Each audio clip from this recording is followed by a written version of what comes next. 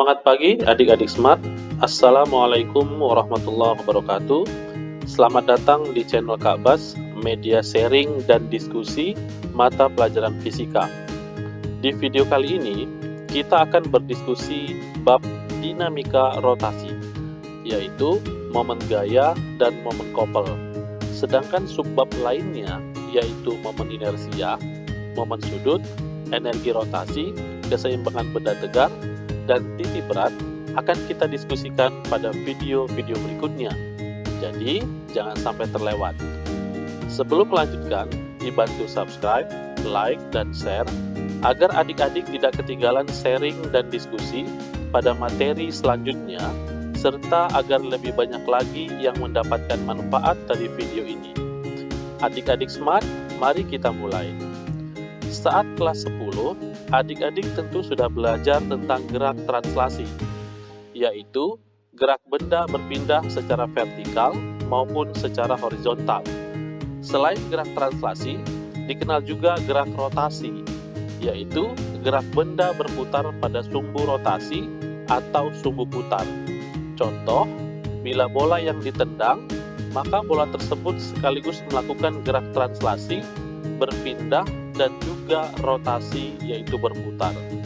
Di dalam gerak rotasi dikenal besaran yang disebut dengan momen gaya atau disebut juga dengan torsi.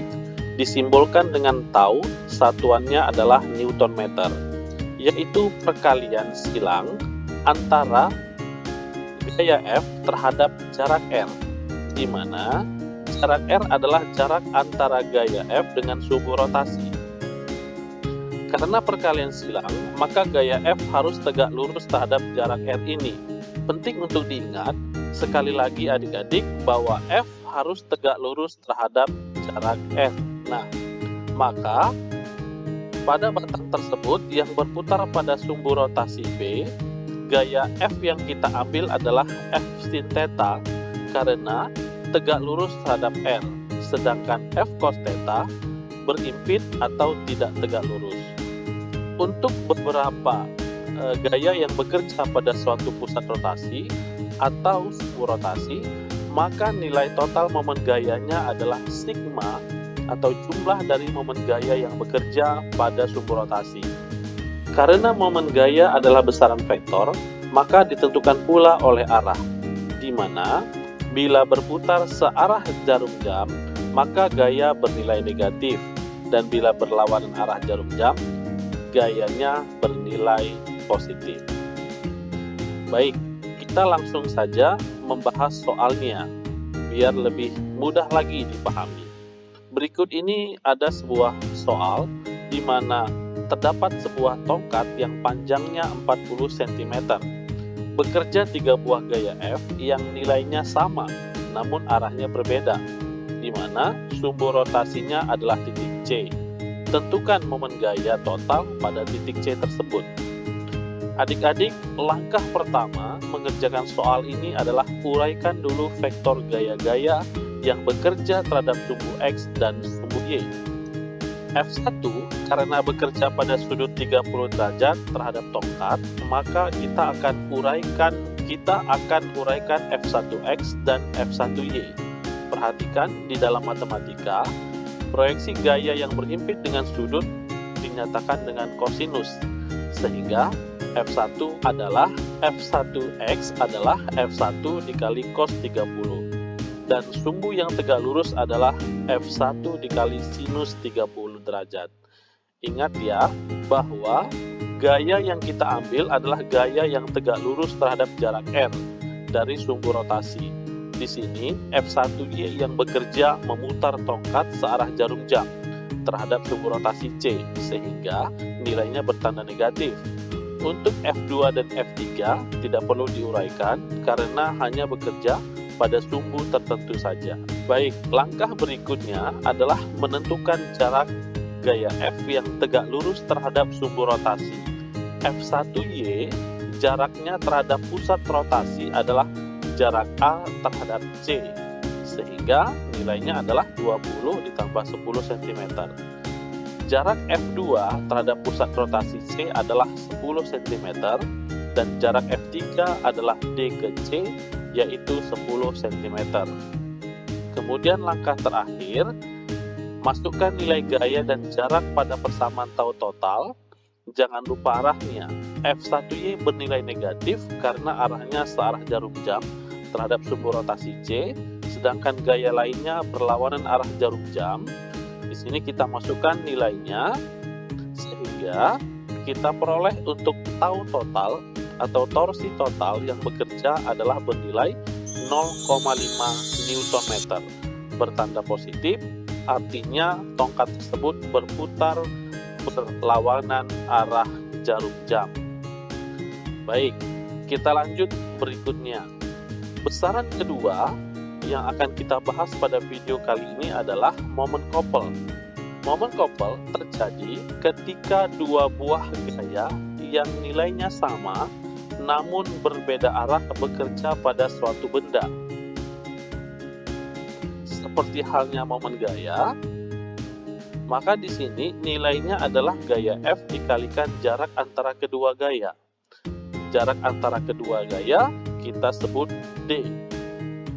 Maka untuk momen gayanya adalah F dikalikan dengan D. Momen couple juga termasuk di dalam besaran vektor.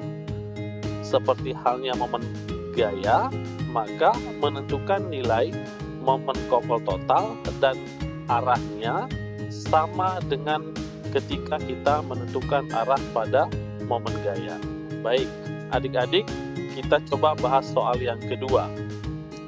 Nah, di sini ada sebuah kotak persegi yang bekerja padanya gaya F membentuk sudut 53 derajat terhadap sumbu X horizontal. Kotak berukuran 4 meter pada setiap sisinya. Bila torsi yang bekerja adalah F dikalikan dengan D, tentukan nilai D. Adik-adik, langkah pertama saat mengerjakan soal besaran vektor, tentukan dulu arahnya. Di sini kita proyeksikan dulu gaya F pada sumbu X dan sumbu Y. Gaya pada sumbu X adalah F dikali cos 53 derajat, arahnya ke bawah. Gaya yang tegak lurus R adalah F dikali cos 53 dengan R adalah 4 dibagi 2 karena sumbu rotasinya berada di tengah. Lanjut, kita masukkan nilai yang sudah ada ke rumus torsi. Nah, di sini adik-adik perlu ingat bahwa untuk gaya yang kita ambil adalah yang tegak lurus terhadap jarak R pada pusat rotasinya. Sehingga gaya yang kita ambil adalah F dikalikan dengan cos 53, di mana R-nya nanti bernilai 2.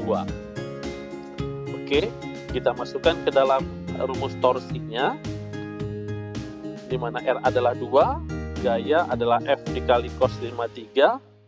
Pada soal, besaran selain F adalah D. Nah, sehingga di sini D-nya adalah bernilai R dikalikan dengan cos 53. Cos 53 adalah 0,6, kita kalikan dengan 2, hasilnya adalah 1,2 meter. Maka jawabannya adalah B. Ini ada sedikit pengetahuan buat adik-adik bahwa untuk segitiga siku-siku di mana sudutnya ada 53 derajat dan 37 derajat, maka pastikan sinus 37 nilainya sama dengan cos 53, yaitu 0,6. Begitu pula untuk cos 37 sama dengan sinus 53, yaitu 0,8. Sudut ini sering digunakan di soal-soal untuk mempermudah perhitungan. Jadi, tidak ada salahnya kita menghafalnya. Baik, demikian sharing dan diskusi kita untuk pertemuan atau video kali ini, yaitu untuk momen gaya dan momen couple pada dinamika rotasi. Silakan disimak untuk materi berikutnya di video selanjutnya. Terima kasih sudah menyimak. Jangan lupa ya, like dan subscribe video ini. Sampai ketemu di video berikutnya. Assalamualaikum warahmatullahi wabarakatuh. Salam